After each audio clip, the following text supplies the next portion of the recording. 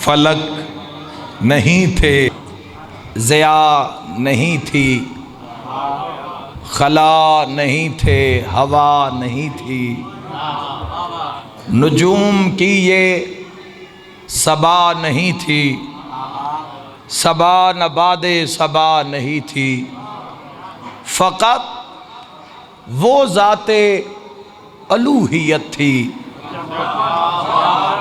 फिर उसने चाहा मशीयत, फिर उसने चाहा कि खलवतों का रफ़ीक अपना कोई बनाऊं।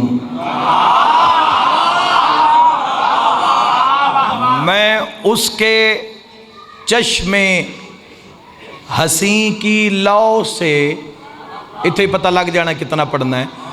मैं उसके चश्मे हसी की लौ से चराग शम्सो कमर जलाऊं।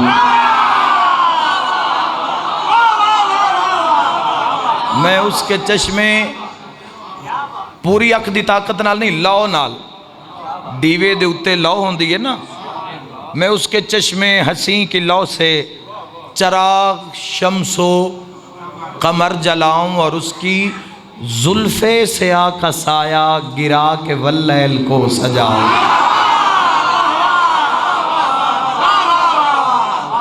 अली भी दे दूं, फातिमा दे दूं, हसन अता कर दूं उस हसी को, हुसैन जैसा मैं फूल दे दूं।